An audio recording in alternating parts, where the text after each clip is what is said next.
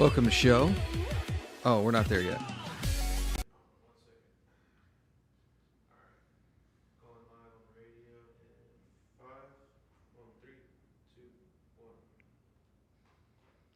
Welcome to the show. Jason Bible, Robert Orfino, Texas Real Estate Radio Network.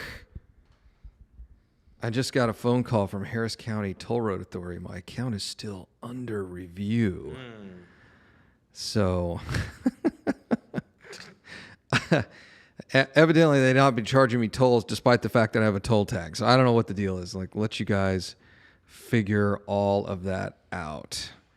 So, I'm looking for the email that the apartment guru who got all pissed off and sent out was venting. Oh, yeah. Trying to find that one. That was funny. Yeah, it's in. I think I deleted it. I might have already taken them out. There's no apartments, Jason.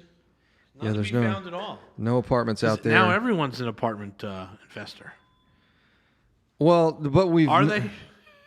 That's true. What are we talking about? Well, it's funny. I just got an email. Hey, want to make sure we got all your documentation for this apartment you're looking at because, we got a lot of interest. Yeah. And I'm like, uh-huh. Yeah. One more email like that, he's going to get the... He's going to get the, hey, I'll pass. We'll pass. Hey, you seem to be a pain in the ass to work with. I'm out. Yeah. If it's too much trouble. All right. Like, if it's too much trouble already, like, I'm just not, I'm already over it. Right. We just reviewed 9. Yeah, all of them between 6 and 10 caps, right? Yeah, we looked at 9 apartment complexes. There's 3 that we're interested in. Yeah. I'm going to walk, you and I are going to walk one today. Big one, about 400 units. And then got a big land deal working on all kinds of stuff, right? So it's like, I kind of put it out there. I want to do a little bit bigger project this year. And yeah. So it's, but, it's, come on, guys. Go pay your apartment guru $25,000 for him not to turn over anything to you. Yeah. A lot of these. Have fun with that. I just, if you're connected enough, you're going to see enough of these deals where you can work something out, right? You can work an apartment deal on something that's stabilized or close to being stabilized, or like us, a lot of times we just buy them, they're destroyed, right?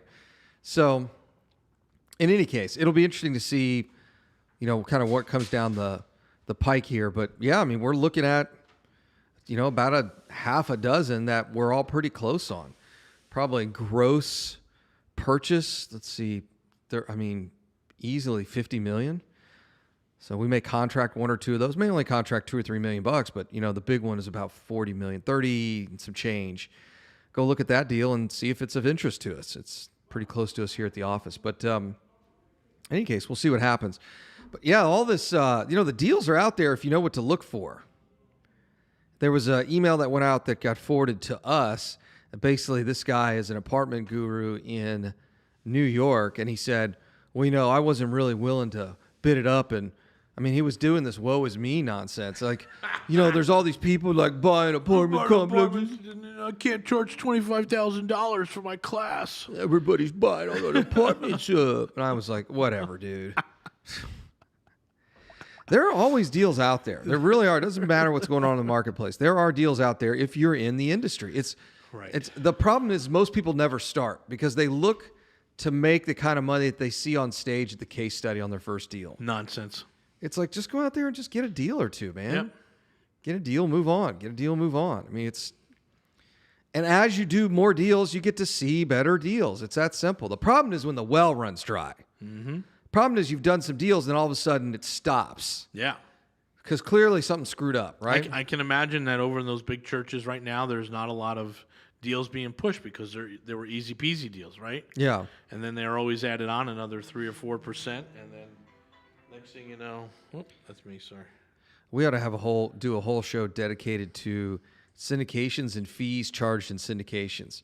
Some of these guys are making 10, 12% at the time the deal closes, right off the top. Yeah, horrible. It's, $30 million deal, and they're making $3 million right off the top, as they're going into the deal. At that, do they really have any skin in the game at that point? Are they motivated at all? No. Right? Yeah, we're going to paint it gray and then move on. Yeah, it's like, wow, look at all this. When people talk about deals, right? People talk about, if you're a passive investor, if you're a syndicator, like people talk about deals. So you see these apartment gurus around town, and then they're standing in front of their apartment complex, and I'm like, I know 3 guys that are invested in that deal. I know the backstory. Right. I know what's really going on in that deal, right? And it ain't 13%. No, it's Right. it's always interesting to me where I'm like, we know if you're in this business enough, we know the backstory. Sure. Like a lot of times we even know the previous owner and the property management company. And it's like, I don't know what numbers you showed your investors, but It's good to have a mastermind with folks that have already been around the block a few times, right? yeah, Because they'll sit down and say, well, then they start asking us the questions, and we can read it and saying, well, why would you ask that question? which And we then already know. we get yeah. the story. The story is, well, this guy came out and I invest with him, and he's got the wrapped cars, and he's got a camera crew and all this other stuff, and he told me 13%, but I'm barely making 6. Yeah. I'm like, oh, yes, because you've gotten burnt. Okay, well, here, let me show you the numbers. Let's go look at the deal. Yeah. I was joking. I may actually do it. I just looked in our meeting because somebody talked about Bentleys and Rolls Royce. I'm like, dude, you guys know like 20, 30,000 miles on either one of those cars. You can get them for like 90 G's. Right. I'm so thinking about getting both of them, parking them out front, maybe wrapping them. We can all laugh at it. I mean, it's like, okay, so now what? Right? This goes back to, I got on this tangent yesterday on the show. And it was like, look, I don't care what you drive and where you live. What are the guys in your mastermind driving and where are they living? Yep. Like that's what I don't care that because you're charging $25,000 for this coaching mastermind program. It's great. What? 35, 50. 35, 50, $100,000. That's all great. 35 guys coming to town. Yeah. Oh, is he? Yeah. So that's all well and good. But I'm like, what are your mentees? yeah. How What they are your doing? coaching students? What are they driving, right? Where are they living? Well, they're still driving the Accord or the Silverado, and they just basically emptied out their self-directed into your deals. Yeah. And they're praying that they can get out alive or at least with a 6% return, 6%. right? Yep.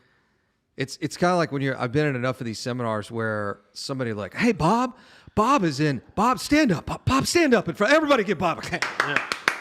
Bob stands up, right? Here he is. Everybody loves Bob. Okay. Bob, how many doors are you in? 5,000 doors. 5,000 doors. And I've been here 10 months. And everyone's like, oh. And then it's like, all right, well, Bob invested $250,000 across 5,000 doors. Right. Like Bob is not in with 100 other investors, right? Right. And he's praying he gets 12%. He's not going to get And it. he's not going to get it. He ain't going to get it. He's going to get like 6. And then the lead investor or whatever they call him, the lead syndicator, whatever, whatever, you're going to get, and he's doing okay, right? Because he's feed the deal to death. That's really where all your returns went, to these fees and all that stuff. And you ain't driving the Lambo. Nope. Or the Bentley or the Rolls or whatever. Sir. Nope. But that guy is. So it's just fascinating for me to watch. So I love the story of the guy up in, I'm not going to say where it is, who had a big-time event.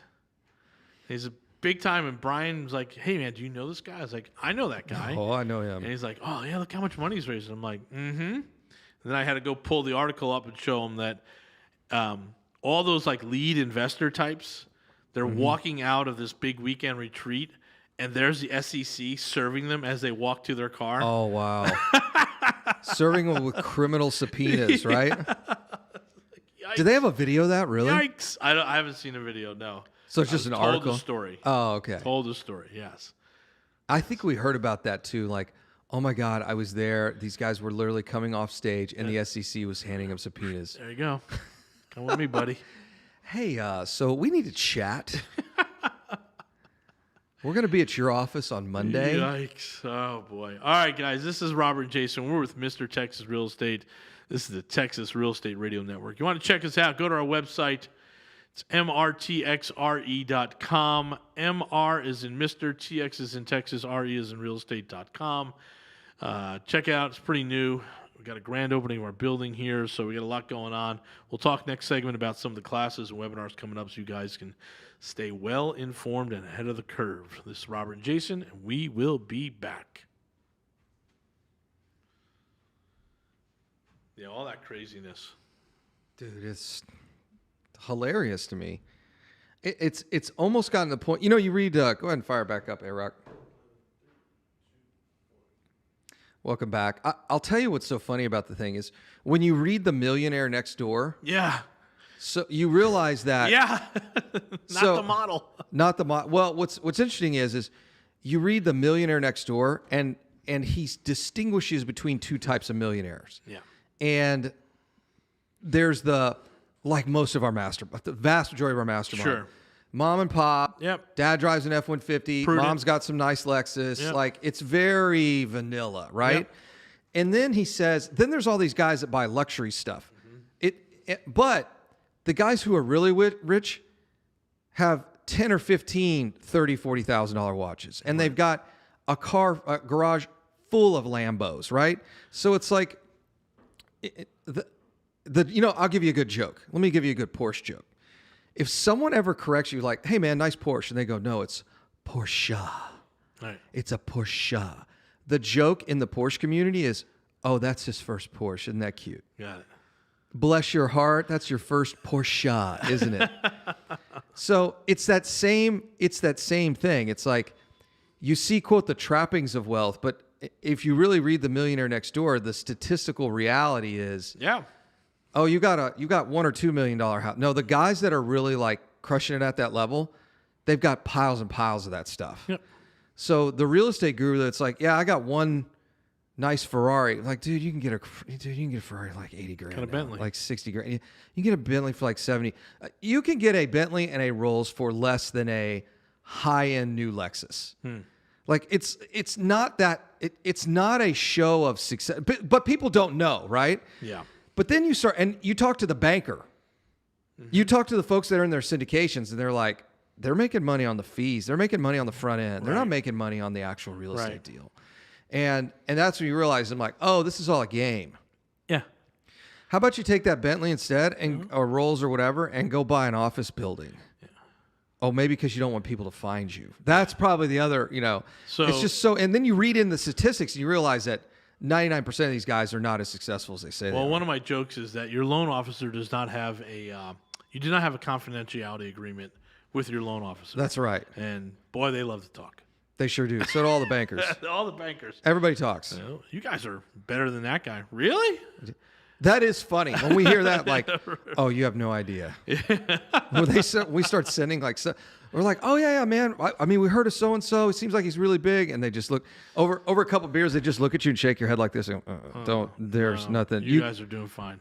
Our accountants are actually pretty funny because obviously they can't disclose anything. But they'll say this, you guys just keep doing what you're doing. Just keep doing what you're doing. Just probably a little too much trash talk on the radio and social media. Just keep your heads down. Just keep doing what you're doing. Yep. And then you'll add like, hey, are we, compared to all your other clients, how are we doing? Like, don't get me wrong. They got some big clients, right? Some of these guys make 50, 100 mil a year. And they're like, but they'll make 50 to 100 mil every couple of years, right? It's not like every year. So then they're like, you guys just keep doing what you're doing. You guys are fine. Just keep Y'all doing are what you're just fine. You need a lot of depreciation this year. Just to start now, right? It's like, you guys are doing just fine. Just keep doing it. And so we have the same conversation with our mastermind folks because they're just a couple years behind us, right? So we're like, all right, guys, here is what we're running into. Get ready because you're going to have the same problem. It's just different problems. Yeah. And the better you are at problem solving, the more money you make. Right. That's what it really comes down to. Right. Absolutely. So we sold some of our portfolio off. We sold 2 4 units. Those guys will get pretty good financing on that. Mid 4s. Yeah. Should cash flow like a mother. They've got a ton of equity in those things, 10, 15% right off the bat. The 2 Airbnbs we'll put on the market fairly soon, but I'd like to ride a little bit of the summer months to make some scratch. Get a little money. Get a little scratch in here. And then the 13 unit, I was going to ask you to do a blast today. Okay, Just I can send that out. We haven't got it on the market yet. It's just we'll put it on the market. I got to do the seller's disclosure today. Oh, okay. So we're about to send out. We're going to sell our 13 unit in the cash. in the cash, yeah. This was our first big one. It's literally like watching our children grow up. It's time to send them out of the home. All right. Time for you to move on, kiddo. So our 13 unit in the cash will be available. What is that? 7.5 cap? It's about that 7 cap or so. Yeah. 7.5. Depends how you do the math, but yeah.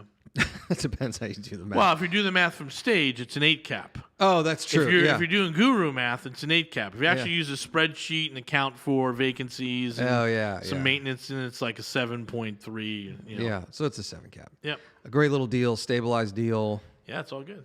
And it's it's our plan originally was to hold on to it until land got so expensive we were going to build $1 million townhomes on it. That'll be in a couple of years, but we're gonna go ahead and liquidate it now. Chatting with one of our came in the office in our mastermind, came in the office yesterday. He was buying one of our notes and said, "Hey, so why are you guys kind of redoing the portfolio?" And I said, "Well, we got 2 more funds we're coming out of the gate with." I said, "We still got a lot of partnerships, so we're cleaning up some of those early partnerships." And I said, it's kind of like the fund. The American Recovery Fund is full, so we're going to start liquidating properties probably the tail end of this year. Some are going to end up on the market. Yeah, we took 2 out already. But it's like now it's time that we know a lot. We're much better at fundraising. We're much better at, more experience. So we're just going to continue to do what we do and close funds down and close syndications and then open the next one and take our investors' money. And if you guys, for those of you who are listening that were first in our syndications and funds, we give you guys kind of, first shot at investing in the next couple of funds. So don't, you guys will get an email about that here in the next couple of months. Your money has a home. Yeah, we've got don't worry. Yeah. As soon as I give your money back, I'm asking for it again. Yes, please. Don't and the check we wrote you for for the returns, right? I'm asking for all of it. So, but and probably some more. Yep, for sure. We're setting up a tiered system in our next couple of funds, which will be a lot of fun. But yeah, it's exciting times. We're going to take some profit and really make things. The genesis of yesterday's show, Rob, was something you've said before. It's like year 1. You're successful because you don't know what success looks like. Right. You're like bumbling through it, and you're like, oh, yeah, you're getting things done, so you must be successful. Right, and you're closing deals, and you're like, wow, okay. That's great, yeah, it's working. You're doing really good, yeah. Yep. And then year 2, you're like, oh, wait a second. I have to have an acquisitions plan. Right. I got to have a marketing plan, an HR plan. I got to have a tax strategy. You're like, whoa, wait a second here. So then you start putting all these things in place, all these processes in place, and you kind of bump along, and you may do as well as you did last year, maybe a little bit better, but it's not this like explosive growth. And I shared with them, like, our first year we did 67 houses, the next year we did 90. We thought we'd double it, and the reality is you don't in year 2. Right. So then you go into year 3, and one of 2 things happens in year 3, and really kind of both happen all at the same time. One is you start thinking you're smarter than you really are. That's a problem. And you're really not. Nope. And then at the same time, you realize, wait a second, we're not more successful than we should have been. We think we should be more successful than we are. What did we do year 1? And then you start looking back at year 1 and go, oh, that's right. We're supposed to do this right here. We're supposed to make it really simple. Yep.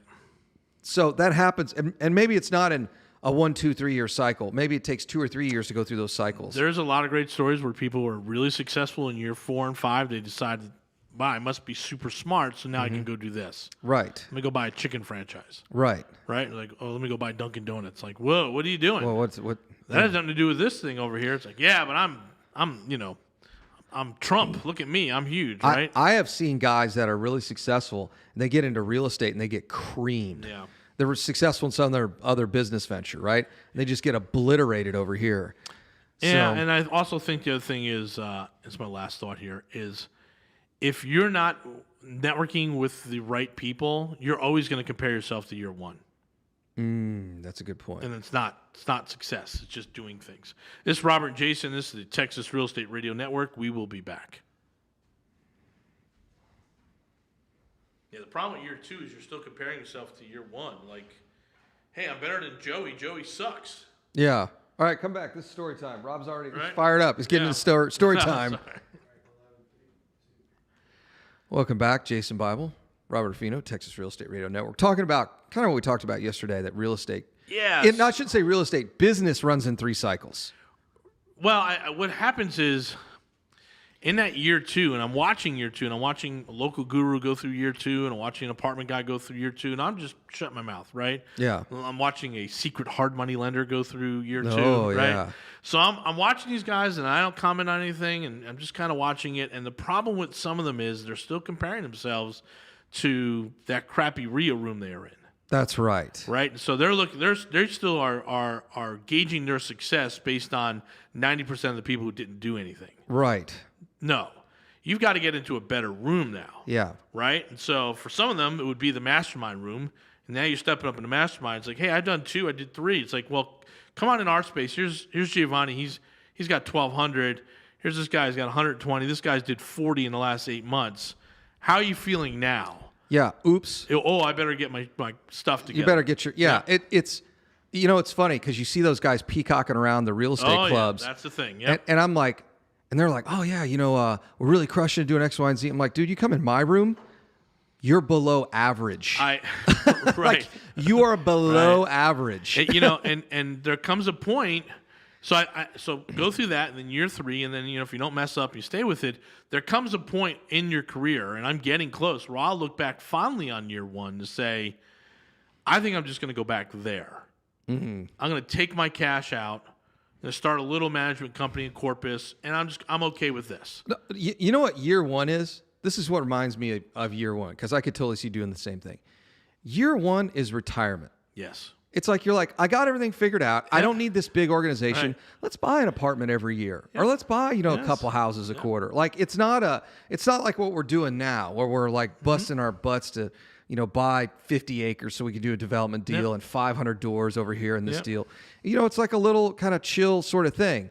But you've really kind of got my wheels turning here. You're absolutely right. When I see those guys, that must be the thing that really kind of starts to irk me after a while. It's like, I did 30 deals last year. And I'm like, yeah, and that's great. What are you going to do year 2? But, and they're like, aren't you really impressed? And I'm like, you're below average for our group. Right. So, I see some of these people, and some of them are a mastermind, and I love them to death. But it's like, you're no longer in that room, man. You've won. Oh, that's a good point. So you've got to pivot at some point. Otherwise, you're like our buddy out in Waco, right? Yeah. Just keeps buying and buying and buying. It's like, hey, man, how come you haven't shifted to notes? How come you haven't shifted to private lending? I'll tell you why he's doing that. Because it's like he's running a pretty awesome brokerage, right? And he's like, the deals are just coming to him at this point. I get it, but at what point do you still do the labor, right? Or what point does Giovanni say, it's enough? Yeah, that's an interesting conversation. Right? Well, it's... Because that guy's drilled down so cheap on his money. Why isn't he just leveraging that and brokering that, right? Well, that's true. Well, he's going to be there. Like, of course, right? That's where. But if you stay in that room over there, you'll never know.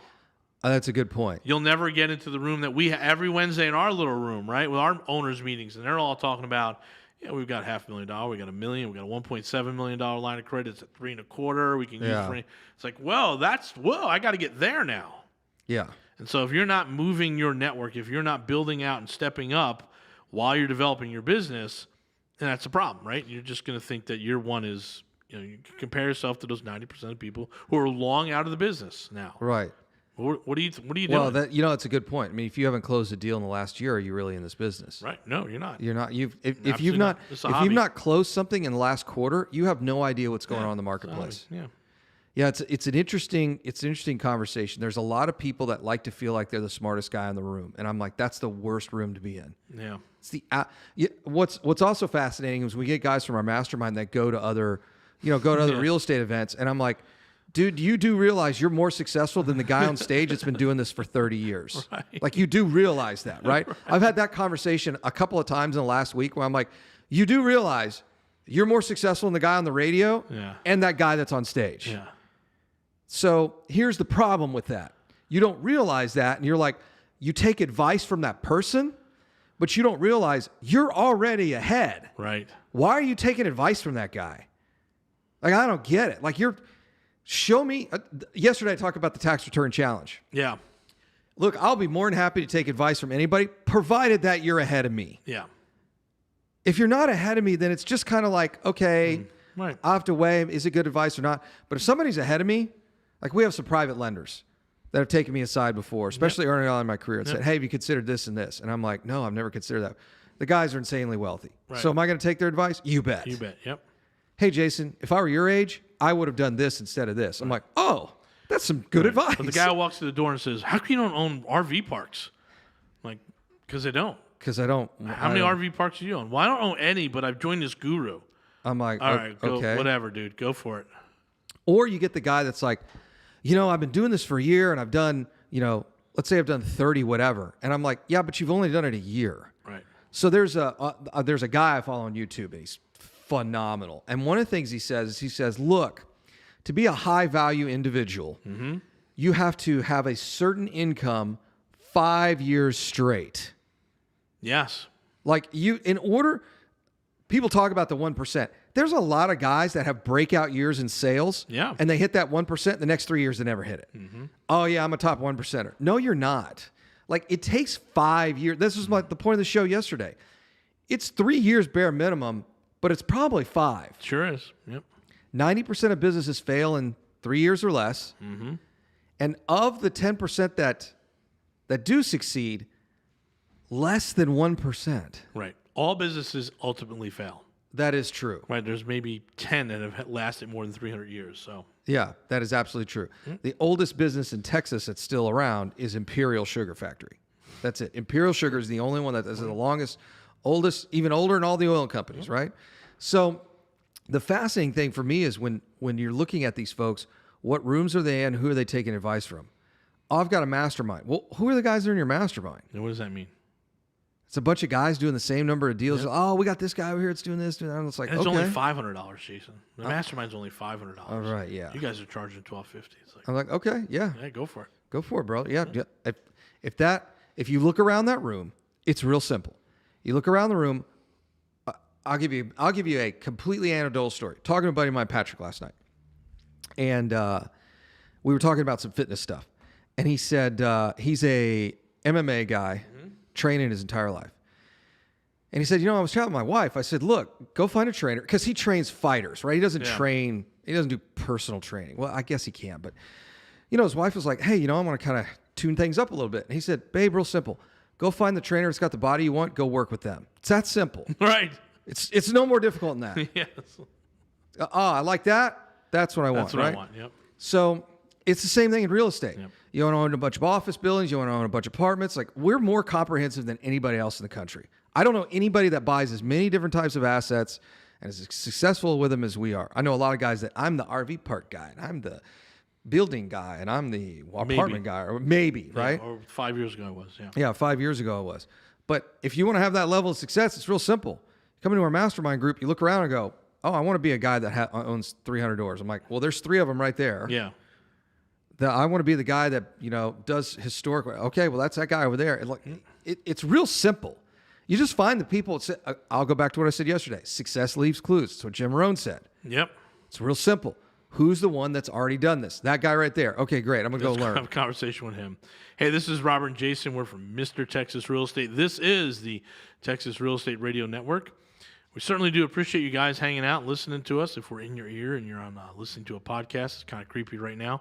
If you are watching us on YouTube or Facebook, thank you. Make sure you give us some likes and loves. And if you're listening to us on the radio, we really, really do appreciate it. And what kind of life do you have that you're still up and at 'em at 9:30 at night? We'll be back.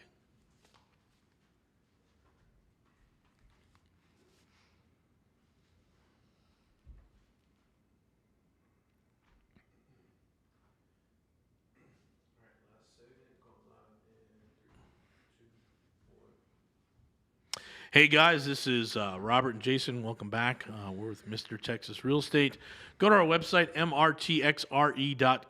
MR is in Mr. TX is in Texas. RE is in realestate.com. You see all the information about the mastermind. So we're putting that 7 cap out there. And, it's got good bones, and we did a lot of renovations, and we fixed a lot of things. So we're feeling really comfortable that, it's... Let me put it this way. 3 years ago, the units appraised at $92,000 a door. Yeah, that was 2 or 3 years ago. And we're asking $107 a door. So this is nothing outrageous, right? So we'd love to hear from you. But, I'm getting I put it out to 3 people I knew. And then they sort of put it out to their network. And now we're sort of getting the guru questions are coming back. You can see the classes that they've taken, right? Yeah. So I'm not going to be... I'm not too judgy. Anyone can buy, for sure. Yeah, go. But I'm asking the questions. Yeah. What guru are you with? Mm-hmm. I'd like to know these questions, because these questions are good, but you should be asking other ones, Yeah. right? But okay, let's see. So it'll be really interesting on our side of it now to see the experience of the people that are coming in to buy those units. Mm-hmm. Yeah, it will be interesting. One of the things I've always done is when I'm meeting with somebody who's an expert in some sort of thing, I'll ask whatever questions I have, and then I always end it with this: well, what questions should I be asking? Right. What should I have asked? So there's something like if there's a couple of really good questions you should always ask in life. So what questions should I be asking? And knowing what you know now, what would you do differently? And if they are really a good critical thinker, they'll say something like, well, I'll give you a great example. When somebody asks me like, hey, what would you guys do differently? I'm like, well, I would have loved to build a single family portfolio earlier, but you'd really have to do portfolio loans and some other stuff that was still cutting edge, as opposed to non-QM now, which you can just pile in hundreds and hundreds of houses, Yeah, right? absolutely, yeah. Like the financing was really difficult 7 or 8 years ago. Yeah. So that you really had 20 to years ago, forget it, right? Yeah, forget it. I mean, you were really paying cash for stuff and all that sort of thing. So, and there's still some challenges now, but it's not as difficult as it used to be. So, whenever you ask that question, like, what would you do differently? Then it's like, okay, now we can have a really substantive discussion. Now, that's better than saying, what were the biggest mistakes you made? Right. Because that's really what you're asking, but you're getting at it kind of covertly. This conversation. But yeah, it'll be interesting to see what kind of questions folks ask now that we're selling these things. I think we have some folks in the mastermind that are interested in that deal that we're selling. But it's going to be a great little deal. There's a couple other ones. Well, I'll tell you right now, and for talk about benefits from the mastermind, and I ain't no other guru doing this. No one out there, no cult that running this. We offered that deal $100,000 less to the mastermind. Mm-hmm. We offered it for $100,000 less than what's currently out there for. Yep. Just, hey, you guys, you're part of the team. We'll take a little haircut. Here you go. Yeah, $100,000 less. Glad they passed. Because now we're going to put it back on the market at full price, right? Full price. Yep. So there's just a reality. I'm enjoying seeing everything open back up. Yep. And hearing that. How can I put this? If people are assuming things haven't changed. It's like, oh, we just took a 18-month vacation. Yeah. No. And now everything's back to where it's just a little bit different, but it's not like, before. And I'm like, no, man, this is a whole different ball game. Yep. This is way different.